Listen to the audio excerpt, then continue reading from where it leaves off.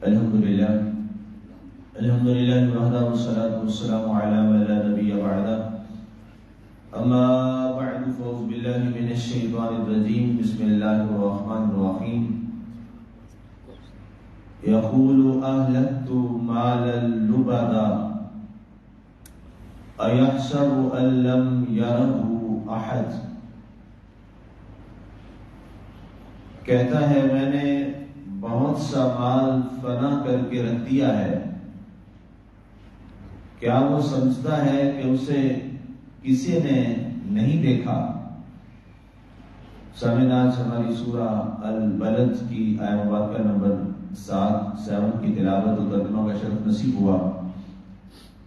کل ہماری گفتگو چل رہی تھی اس حوالے سے کہ ایحسب ان لن یقدر علیہ احد، کہ کیا وہ یہ سمجھتا ہے کہ اس پر کسی کو قدرت نہیں، حالانکہ اللہ فرماتا ہے تم سب پر میری قدرت غالب۔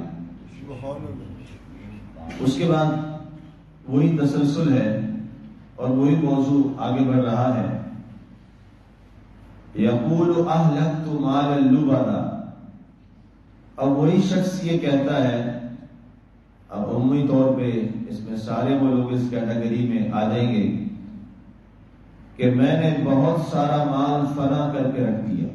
اب اس میں کئی وجوہات کی بنیاد پر مفسرین نے اس کی وضاحت فرمایا بعض لوگ ایسے تھے کہ جنہوں نے یہ کہا کہ ہم نے اس دنیا کے اندر رہتے ہوئے بہت سارا اپنا مال ہم نے کمایا، اس کو استعمال کیا، ختم کر دیا، فنا ہو گیا، ضائع ہو گیا، چلا گیا، بس اس کا وجود ختم ہو گیا، ہم نے خود کمایا، خود چلا گیا۔ نعوذ باللہ، منکرین آخرت جو ہیں اور منکرین خدا جو ہیں وہ یہ جملہ بولتے تھے کہ جس رب کی تم بات کرتے ہو نعوذ باللہ کہ وہ رازق ہے، وہ خالق ہے، اس میں اس کا کیا تعلق؟ میں نے کمایا، میں نے کھایا، جو نہ کھایا ہو گیا، ضائع ہو گیا، بس بات ختم۔ نیچری فرقہ جو ہے وہ بھی یہی بات کرتا ہے، استغفر اللہ، لا حول ولا قوة، کہ اس قوت کا اور تعلق ہی نہیں۔ اب قوت ایک نظام کے تحت سسٹم ایک ہے، چلا ہوا ہے، اس کے تحت چلتے ہیں۔ اللہ نے فرمایا یہ تمہاری اپنی ایک سوچ اور فکر ہے کہ تم اپنے طور پہ اپنے عقل کے محتاج ہو کر یہ سمجھتے ہو کہ یہ ہم نظام چلا رہے ہیں، اگر اللہ تعالیٰ اس نظام کو نہ چلائے تو تمہاری محنت کیا کچھ کر سکتی؟ کچھ بھی نہیں کر سکتی۔ اور اس حوالے سے بہت ساری باتیں ایسی دنیا کے اندر آج بھی موجود ہیں کہ جنہوں نے اپنی ایک ذاتی سائنسی تحقیق کی بنیاد پہ کہا کہ جو یہ ہم کر رہے ہیں، یہ نظام اور یہ ہماری تحقیق اور ہماری یہ ایجاد، یہ ہر لحاظ سے اس انداز میں اتنی مضبوط اور پرفیکٹ ہے کہ اس کو اب کچھ نہیں ہو سکتا۔ رب ذوالجلال نے اس کو ایسا بدلا کہ ساری دنیا کے سامنے اس کی ساری تحقیق کو تباہ کر دیا۔ اس طرح کے واقعات دنیا میں بے شمار ہیں۔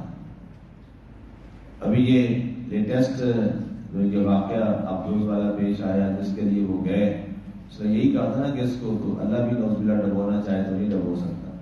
چھوٹے چھوٹے جہاز وہ ڈوبتے تھے، اس کے پارٹس آتے تھے، اس کو ایسا اللہ نے ڈبویا کہ آج تک کچھ نہیں ملا، پتہ ہی نہیں لگا۔ اور جو بیل ڈھونڈنے کے ان کا بھی پتہ کوئی نہیں چلا۔ تو یہ کیا ہے؟ یہ اس کا نظام قدرت ہے۔ اور یہ واقعات اس لیے ہوتے ہیں کہ اللہ تعالیٰ اس طرف توجہ کرواتا ہے کہ تم جو کچھ بھی ہو تم پھر بھی کچھ نہیں، کچھ بھی نہیں ہو۔ ہم میں سے کوئی شخص بھی اس کی بارگاہ میں کچھ بھی نہیں ہے،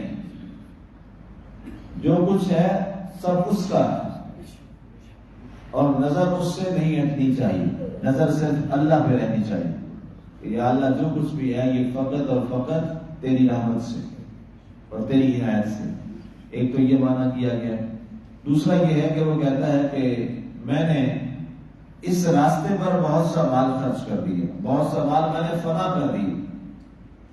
اب دوسرا معنی اس میں یہ ہے کہ اگر نعوذ باللہ بعض نے یہ کہا کہ جی اگر اس کے راستے میں تم کہتے ہو کہ مال لگا دیا جائے وہ تو فنا ہو گیا، ضائع ہو گیا، لیکن ہمارا اہل ایمان کا، مسلمان کا یہ عقیدہ ہے کہ وہ مال کبھی فنا اور ضائع نہیں ہوتا جو مال اللہ کی راہ میں دے دیا جاتا ہے، بلکہ باقی ہی وہی مال رہتا ہے جو اللہ کی راہ میں دے دیا جاتا ہے، باقی سارا ضائع ہو جائے گا، بچے گا وہی جو اللہ کی راہ میں دے دیا۔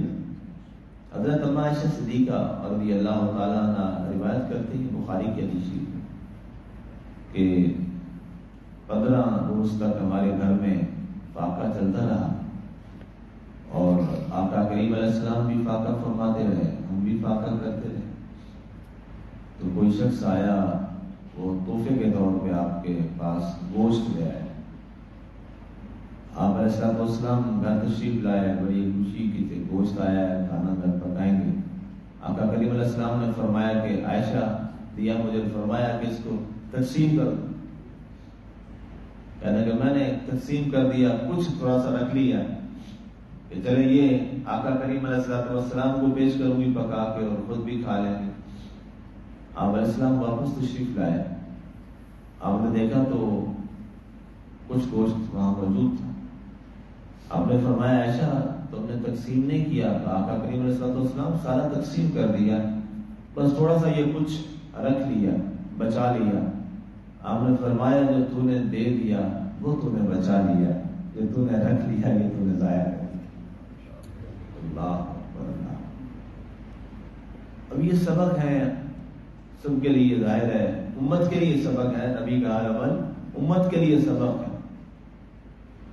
اب حقیقی طور پہ یہی ہے کہ مال وہ فنا ہوتا ہے جس کا مصرف اللہ اور اللہ کے رسول کے راستے کے علاوہ کوئی اور راستہ ہے، لیکن وہ راستہ جو اللہ اور اللہ کے رسول کا ہے، جو وہاں پہ خرچ ہوتا ہے یا اللہ اور اللہ کے رسول کے لیے کسی جگہ دیا جاتا ہے، وہ مال ہمیشہ کے لیے اللہ کے یہاں محفوظ کر لیا جاتا ہے، اور اس کا اجر اللہ بروز حشر جو ہے وہ عطا تو فرمائے گا، دنیا میں بھی اللہ تعالیٰ اس کو کئی گنا تک عطا فرماتا تھا۔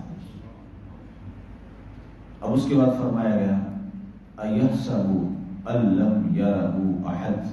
اب وہ شخص جو اپنا مال فنا کر کے کہتا ہے کہ میں نے، یہ کافر کی بات ہو رہی اور اس پر وہ بات کرتا ہے، نعوذ باللہ۔ مسلمان کے معاملے میں تو ہر لمحے خیر ہی خیر، اگر مسلمان اپنے آپ کو اس دین کے سانچے میں لے آئے تو اللہ کے نبی صلی اللہ علیہ وسلم کی حدیث پاک بخاری شریف میں یہ حدیث موجود ہے، آقا کریم علیہ السلام نے فرمایا عجبا لامر المؤمن، فرمایا بندہ مومن کا معاملہ بڑا عجیب ہے، اس کے ہر عمل میں اس کے لیے خیر ہے۔ فرمایا اگر اللہ تعالیٰ اس کو عطا کرتا ہے تو شاکرہ، وہ شکر کرتا ہے، یہ بھی اس کے لیے خیر ہے، اور اگر اللہ تعالیٰ اس سے کوئی چیز واپس لے لے آزمائش کے طور پہ فصبر، تو وہ صبر کرتا ہے، یہ صبر بھی اس کے لیے خیر ہے۔ تو آپ نے فرمایا مومن کے لیے دو ہی راستے ہیں، تیسرا راستہ ہے ہی نہیں، یا صبر ہے یا شکر ہے، اس سے تیسرا راستہ جو ہے وہ نہیں ہے۔ تیسرا راستہ پوچھا کہ وہ کیا ہے؟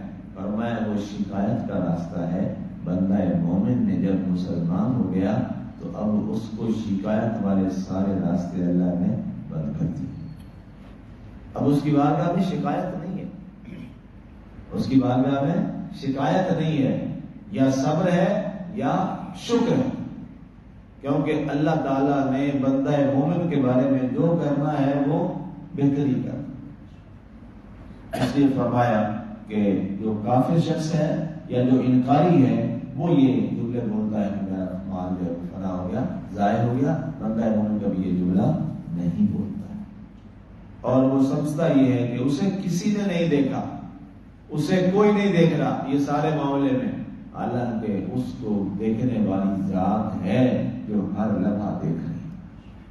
قرآن نے کیا فرمایا؟ ان اللہ سمیع بصیر، بے شک اللہ تعالیٰ سب سے زیادہ سننے والا اور سب سے زیادہ دیکھنے والا۔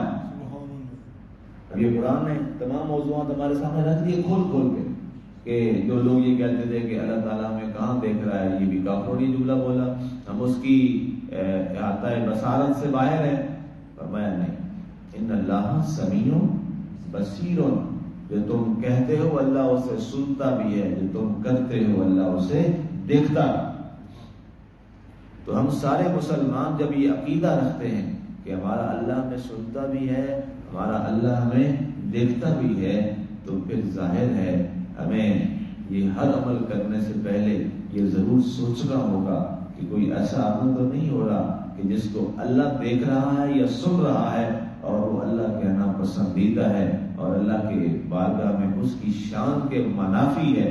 اگر ایسا ہونے کے باوجود بھی اگر مسلمان یہ کرتا ہے تو پھر اس کا مطلب یہ ہے ابھی اس نے اللہ کو سمیع اور بصیر دل سے مانا نہیں۔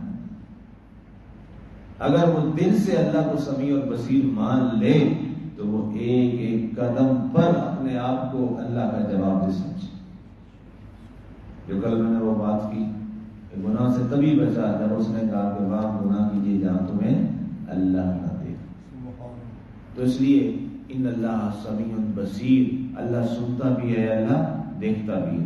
اس کے بعد اللہ تعالیٰ نے اس کا یہ بتایا کہ اللہ نے تمہیں جو آنکھیں دی، یہ اس پہ ایک نئی بات اور نیا موضوع، اس پہ انشاءاللہ کل بات کریں گے۔ اللہ تعالیٰ ہمیں عمل کی توفیق عطا فرمائے اور اللہ تعالیٰ اس عقیدے میں ہمیں مضبوط فرمائے کہ اللہ سمیع بھی ہے اور اللہ بصیر بھی ہے۔